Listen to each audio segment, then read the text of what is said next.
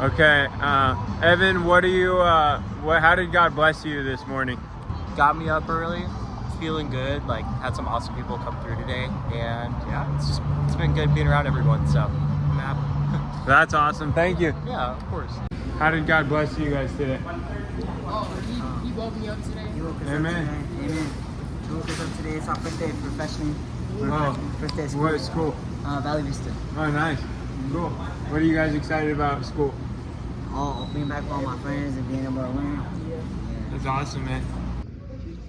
How did God bless you today? I woke up. Amen. That's awesome. Have a great day. So, how did God bless you today? Waking me up. Amen. Waking me up. Amen. What is God teaching you lately? Ooh,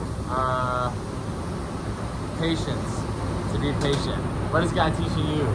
He is teaching me how important connection and community is. Ooh, I like that. Thanks, man. What about patience has he been teaching you? Patience. Don't just get right to the point. You gotta kind of let it settle in before you make any decisions in life.